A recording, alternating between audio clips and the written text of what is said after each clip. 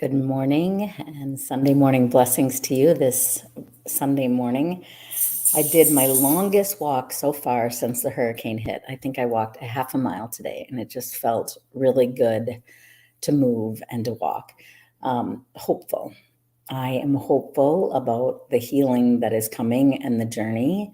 Thank you, Cheryl Carpin, for the lovely card that I received today. Thank you. Hard.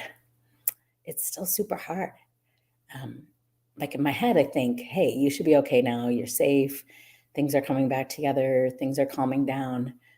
But then I just feel like crying. I just feel like, oh my gosh, I want my home. I want that stability. I want to go back to the beach. And Greg and I have been kind of spoiled in a way, though by design and with intention, that we would live on an island and walk or ride our bikes places. And so we don't know Florida very well, even the southwest corner. So we're learning streets. And yesterday, thank you to Lori for loaning us her car for 2 weeks. We returned her car and we got a rental, and that feels hopeful and one more step forward. And we got our insurance moving in that.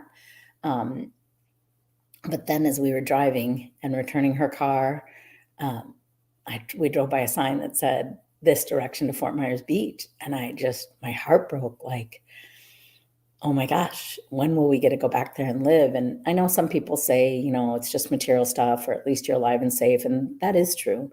But I was thinking about yesterday, there's a video that I love to give. It's called Into the Ring. And when someone's diagnosed with cancer, there's this video called Stepping into the Ring by Nicole Johnson. She's a dramatist and a huge inspiration for my work and my career. I saw her for the first time at Women of Faith. And it's about how when you're diagnosed with breast cancer, people say, well, it's just your breast. You're just losing your breast. It's not a big deal. At least you'll have your body. And if you get rid of it, you'll be healthy. But she said, but it's my breast and it's my home. And it's hard.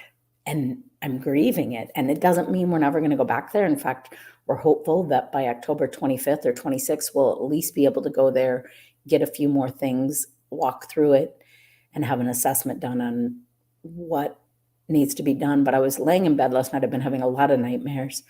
And I was thinking about our lanai is metal frame. And literally the wind and the rain and water was so strong that it pulled the metal from the side of our condo and from the top of our condo. So it pulled it down the metal and pulled in the metal.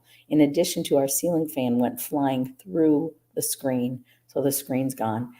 And the terror in sitting in there with the shaking of a building and water flowing in is just overwhelming. It's just so challenging. And so, yes, we are hopeful, and yes, we are moving forward, but it's still hard. It's really hard. And some days are harder than others. And I don't know why I'm having all these scary nightmares and relying on my faith and quiet and prayer at night and listening to God's word as we fall asleep, but it's still very challenging. And the step forward is just, we did go look at cars yesterday, and it felt like, okay, we know that's part of what we need to address. But it's expensive and there's limited amounts. In fact, one guy said all of them flooded in his lot. And so they're waiting for insurance to tow them away, and they don't want to sell them once they've been flooded because they're basically totaled. And so many have been totaled. But we're hopeful. We're excited. We're going to outdoor worship in downtown Naples at the park this morning with Elizabeth and Stephen and Greg and I and the dogs, because it's a dog-friendly church in downtown Naples, where James Henderson is one of the associate pastors, but I think he's at the Vikings game. So I'm happy you get to go do that. Even though we don't, that's okay. We have plenty of work and things we need to deal with.